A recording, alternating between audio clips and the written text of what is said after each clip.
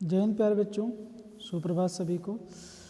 इतिहास विषय का पाठ योजना 2 है प्यारे बच्चों,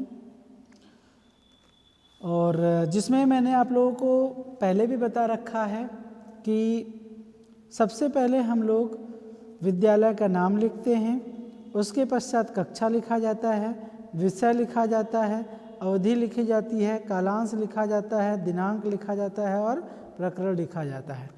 तो कक्षा प्यारे बच्चों 9th है, विषय सामाजिक विज्ञान, जिसके अंतर्गत इतिहास विषय का हमने जिक्र किया कि इतिहास विषय का लेसन प्लान बनाया गया है। अवधि 35 मिनट है, कालांश 6ठा है, और उसके पश्चात प्रकरण जो है वो भारत में राष्ट्रवाद नामक प्रकरण लिया गया है। ठीक है प्यारे बच्चों। अब उसके पश्चात हम अपनी फाइल पे ये लिखने के पश्चात हम लोग लिखते हैं सामान्य उद्देश्य। ठीक है, तो सामान्य उद्देश्य जो होता है वो विषय के अकॉर्डिंग लिखी जाती है। तो मतलब इतिहास विषय है तो आप जो सामान्य उद्देश्य बनाएंगे वो इतिहास से संबंधित, विषय से संबंधित बनेगा। तो अब लिखेंगे आप लोग अपनी कॉपी में कि छात्रों में इतिहास विषय के प्रति रुचि उत्पन्न करना। दूसरा है छात्रों को अतीत की घटनाओं से परिचित कराना उनको।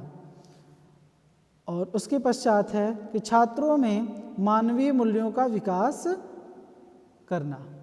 ठीक, अब उसके पश्चात छात्रों के हृदय में देश के प्रति प्रेम व राष्ट्रीय चेतना का भावना विकसित करना। उसके पश्चात है छात्रों में कलाक्रम के ज्ञान को विकसित करना। और भी आप सामान्य उद्देश्य बना सकते हैं प्यारे बच्चों यहाँ पर।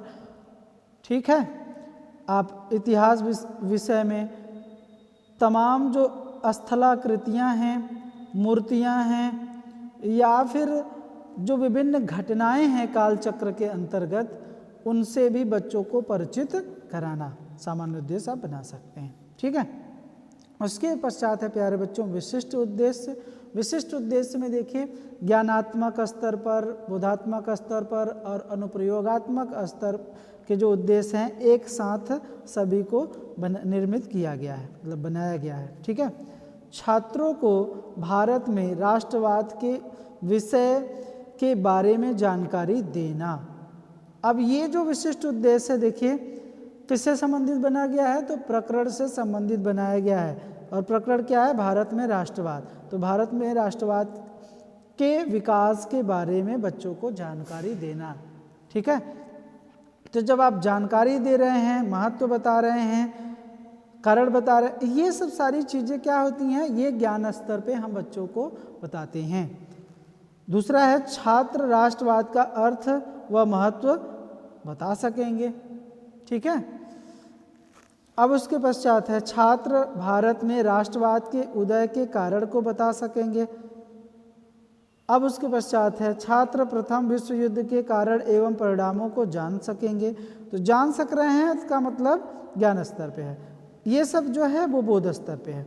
और भी देखिए बोध स्तर पे क्या बनाया गया है कि छात्र विभिन्न आंदोलनों में अंतर स्पष्ट कर सकेंगे। राष्ट्रवाद के अंतर्गत तमाम जो आंदोलन है, ठीक है, उस आंदोलन में अंतर स्पष्ट कर सकेंगे। उसके पश्चात है छात्र राष्ट्रवाद शब्द की व्याख्या कर सकेंगे। ठीक, अब उसके पश्चात छात्र आंदोलन में सहभागिता कर सकेंगे या ले सकेंगे। बहुत सारे आंदोलन होते हैं, उसमें छात्र इन राष्ट्रवाद से प्रेरित होकर के जो भी राष्ट्र के हित में आंदोलन किए जाएंगे उसमें छात्र सहभागिता ले लेंगे। ये अप्लाइड स्तर पे हो जाएगा, मतलब अनुप्रयोगात्मक स्तर पे हो जाएगा। तो ऐसे भी आप कहीं न कहीं विशिष्ट उद्देश्य के अंतर्गत इस तरीके से निर्धारण करेंगे प्यारे बच्चों। ठीक है, इतना समझ में आया। तो इसी तरीके से आप लिखेंगे अपनी कॉपी पे, फाइल पे सामान्य रूप से। अब प्यारे बच्चों उसके पश्चात है सहायक सामग्री। तो सहायक सामग्री में देखिए बच्चे ने लिखा है चित्र, वो चित्र की सहायता से बताएगा। ठीक है, अब उसके पश्चात पूर्व ज्ञान लिखेंगे आप। तो पूर्व ज्ञान में लिखेंगे छात्रों को भारत में राष्ट्रवाद के बारे में सामान्य जानकारी है। ठीक है, तो ये टीचर जो है पहले मान के चलता है कि बच्चे कुछ न कुछ भारत में जो राष्ट्रवाद है उसके बारे में कुछ न कुछ जानता है, उसकी पूर्व जानकारी है। ठीक, उसके बाद है पाठ प्रस्तावना कौशल। अब पाठ प्रस्तावना में 3 कॉलम बनेंगे। पहला बनेगा क्रम संख्या, उसके बाद छात्राध्यापिका कथन, उसके पश्चात छात्र कथन। छात्राध्यापिका कथन में छात्राध्यापिका द्वारा जब प्रश्न पूछा जाएगा उसको लिखा गया है। अब देखिए प्रश्न पूछा गया, हमारे देश का क्या नाम है। अब बच्चे उत्तर देंगे तो छात्र कथन में लिखा जाएगा कि भारत ना। अब यहाँ से प्रश्न बना कि भारत के लोग अपने देश के प्रति कैसी भावना रखते हैं, तो बच्चे बताएंगे। अब बच्चों के कॉलम में है देश प्रेम की भावना रखते हैं, देशभक्ति की भावना रखते हैं, राष्ट्रीयता की भावना रखते हैं। यहाँ बच्चे अपनी क्षमता के अनुरूप कहीं ना कहीं उत्तर देंगे। तो प्रश्न देखिए बिल्कुल क्या है, तारतम्य है, एकदम ऐसे सीक्वेंस में चल रहा है।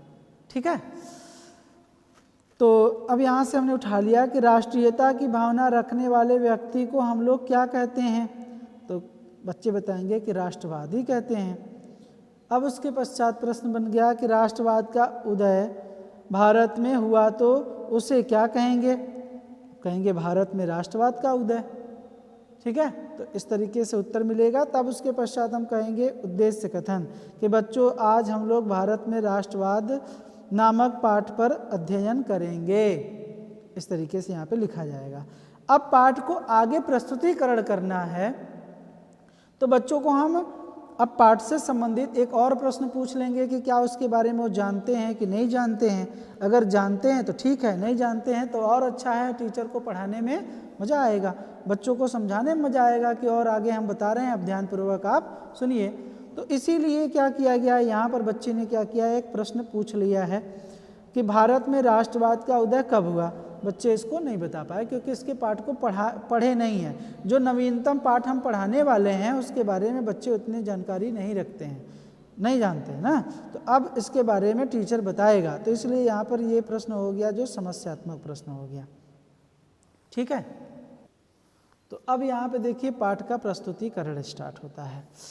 अब इसमें देखिए कॉलम बनेगा शिक्षण बिंदु का, छात्राध्यापिका कथन, छात्र कथन और शिक्षण विधि। यहाँ पे रहेगी, बिंदु नहीं बल्कि विधि रहेगी। कौन सी विधि अपनाई जा रही है, क्योंकि शिक्षण बिंदु तो ये है ही। उसके बाद है सहायक सामग्री। तो ध्यान से हेडिंग लिखिएगा प्यारे बच्चों, गलती मत करिएगा। मैं आपको बता रहा हूँ कि शिक्षण विधि और सहायक सामग्री ठीक एक ही में है, ये देख लीजिएगा। अब उसके पश्चात यहाँ पर जो चीज़ें बताई जाती हैं जिसके बारे में टीचर पढ़ाने वाला है उसको पहले हम हेडिंग शिक्षण बिंदु में लिखेंगे, जो पॉइंट्स है। तो राष्ट्रवाद का अर्थ बताया जा रहा है। ठीक, तो छात्र क्या करेंगे, ध्यानपूर्वक सुनेंगे। विधि कौन सी है, तो यहाँ पे लिखेंगे व्याख्यान विधि है। ठीक है, या फिर कहानी के माध्यम से अगर बताना चाह रहे हैं तो कहानी विधि हो जाएगी। आप जिस विधि का प्रयोग करेंगे वहाँ पर ये विधि लिखी जाएगी। तो पहले छात्राध्यापिका कथन में लिखेंगे इस तरीके से, छात्र सुनेंगे, विधि को लिख लेंगे। तो देखिए छात्राध्यापिका क्या बता रही है, तो इसी कॉलम में लिखेंगे कि राष्ट्रवाद एक भावना है जो हमें अपने हृदय में राष्ट्र के प्रति प्रेम को दर्शाती है, ये बताया गया। अब भारत में राष्ट्रवाद का उदय कब हुआ, इसके बारे में छात्राध्यापिका बच्चों को बता रही है। अब यहाँ पे भी लिखेंगे कि छात्र ध्यानपूर्वक सुनेंगे जो ऊपर लिखा गया है। ठीक है, अब देखिए सन 1919 के बाद के सालों में हम देखते हैं कि राष्ट्रीय आंदोलन नए इलाकों तक फैल गया था। उनमें नए सामाजिक समूह शामिल हो गए थे। इस समय एक नया नेता सामने आया और उसने संघर्ष का नया ढंग पेश किया। महात्मा गांधी जनवरी 1915 में भारत लौटे। इससे पहले वह दक्षिण अफ्रीका में थे। उन्होंने एक नए जन आंदोलन के रास्ते पर चलते हुए वहाँ के लोगों को नस्ल भेद सरकार से सफलतापूर्वक लोहा लिया। ठीक है, इस पद्धति को सत्याग्रह कहते हैं। ठीक है प्यारे बच्चों, तो ये लिखा गया है। अब उसके पश्चात यहाँ से क्या कर लिया जाएगा, बोध प्रश्न पूछ लिया जाएगा। ठीक है, अब बोध प्रश्न में पूछा गया है कि महात्मा गांधी भारत कब लौटे। अब बच्चे बताएंगे कि 1915 ईस्वी में लौटे। विधि कौन सी है, तो प्रश्नीकरण विधि। हाँ, अगर आप चित्र के रूप में महात्मा गांधी का चित्र दिखा रहे हैं तो यहाँ पे सहायक सामग्री के रूप में चित्र लिखेंगे। ठीक है,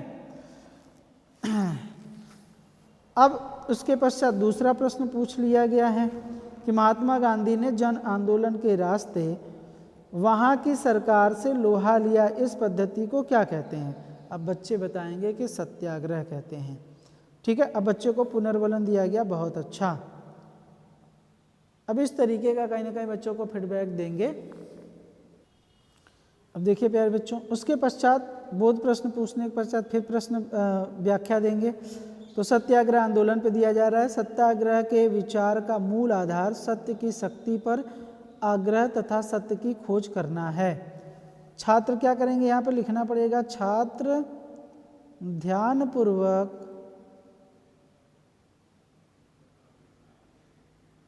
ध्यानपूर्वक सुनेंगे। ठीक है, विधि कौन सी है? तो ये है व्याख्यान विधि। तो आपको विधि में भी लिखना पड़ेगा, व्याख्यान विधि है। ठीक, अब सत्याग्रह पर गांधी जी के विचार क्या हैं वो बच्चों को बताया जा रहा है। कहा जाता है कि निष्क्रिय प्रतिबल दुर्बलों का हथियार है। दक्षिण अफ्रीका का आंदोलन निष्क्रिय नहीं बल्कि सक्रिय आंदोलन था। सत्याग्रह शारीरिक बल नहीं है। सत्याग्रही अपने शत्रुओं को कष्ट नहीं पहुंचाता। सत्याग्रह के प्रयोग में दुर्भावना के लिए कोई स्थान नहीं होता है। दक्षिण अफ्रीका से लौटने के बाद गांधी जी ने अपने राजनीतिक गुरु गोपाल कृष्ण गोखले जी के कहने पर भारत का भ्रमण किया और भ्रमण के समय कई स्थानों पर अपना सत्याग्रह आंदोलन संचालित किया। इसमें 3 आंदोलनों का वितरण है। 3 आंदोलन कौन से हैं? तो वो यहाँ पे बताया गया है। चंपारण आंदोलन है, गुजरात के खेड़ा में सत्याग्रह आंदोलन है, सनवाइज अहमदाबाद में सत्याग्रह आंदोलन है। ये सनवाइज बताया गया। अब यहीं से बच्चों को जो व्याख्या समझ में आया कि नहीं समझ में आया, इसलिए क्या किया जाता है, बोध प्रश्न पूछ लिया जाता है। ठीक है, और ये देखिए श्यामपट्ट कार्य यहाँ पे लिख सकते हैं कि ये जो 3 आंदोलन है इसको कहीं ना कहीं बताया गया है बच्चों को। तो यहाँ पे श्यामपट्ट कार्य हो जाएगा। ये महत्वपूर्ण जो डेट था आंदोलन का उसको श्यामपट्ट पे लिखा गया और बच्चों से कहा जाएगा कि आप लिख लीजिए। ठीक है, अब बोध प्रश्न के रूप में पूछा गया महात्मा गांधी के राजनीतिक गुरु कौन थे? बच्चे बताएंगे गोपाल कृष्ण गोखले। ये बच्चे बताते हैं तो यहाँ पर टीचर फीडबैक लिखेगा कि अच्छा है। विधि कौन सी है? तो प्रश्नीकरण विधि है। यहाँ पे देख लीजिए, ये प्रश्नीकरण विधि है।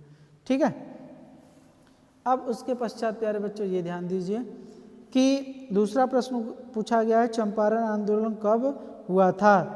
बच्चे बताएंगे 1916 ईस्वी में हुआ था। अब यहाँ पर पुनर्वलन दिया गया, देखिए पुनर्वलन दिया गया है, बहुत अच्छा। ठीक है, इसको ध्यानपूर्वक देख लीजिए और नोट कर लीजिए आप लोग।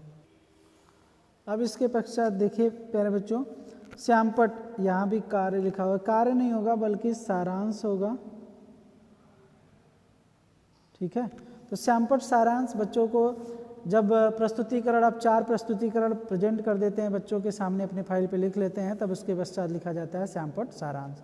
श्यामपट्ट सारांश में देखिए लिखा जाएगा कि महात्मा गांधी भारत लौटे। कब लौटे? ये डेट लिखा गया है। जो आंदोलन है उस आंदोलनों को श्यामपट्ट का सारांश में लिखा गया है। बच्चे इसको अपनी कॉपी में नोट करेंगे। अब उसके पश्चात प्यारे बच्चों मूल्यांकन का प्रश्न पूछा जाएगा। ठीक है, मूल्यांकन प्रश्न में देखिए 4 प्रश्न पूछा गया है। महात्मा गांधी भारत कब लौटे? महात्मा गांधी के राजनीतिक गुरु कौन थे? चंपारण सत्याग्रह कब हुआ था? अहमदाबाद में सत्याग्रह कब हुआ था? तो ऐसे कहीं ना कहीं जो पाठ पढ़ाया गया है उससे संबंधित जो लेक्चर लिया गया है 3-4, उसी लेक्चर से मूल्यांकन प्रश्न पूछेंगे। मूल्यांकन का मतलब होता है ना, जितना पढ़ाया गया सभी से क्या करना, मूल्यांकन प्रश्न पूछना कि बच्चों को समझ में आया कि नहीं समझ में आया।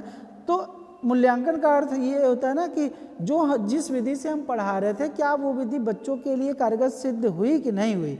हम जो पढ़ाना चाहते थे बच्चे कितना सीख पाए और कितना सीखना भी बाकी है, इसलिए मूल्यांकन प्रश्न पूछे जाते हैं ताकि हमें पता चले कि बच्चे सीखने में कितने सफल हुए हैं। मूल्यांकन इसलिए पूछा जाता है प्रश्न बना करके। ठीक है, उसके पश्चात निरीक्षण कार्य लिखेंगे मूल्यांकन के बाद।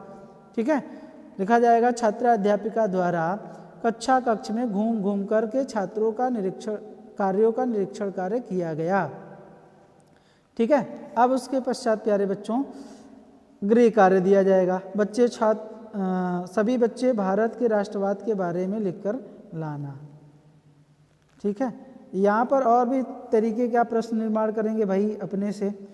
रिक्त स्थान की पूर्ति वाले प्रश्न बना लीजिए, मिलान वाले प्रश्न बना लीजिए, ट्रू फॉल्स वाले प्रश्न बना लीजिए, ताकि गृह कार्य बच्चे अपने से जा करके उत्तर देने का प्रयास करें।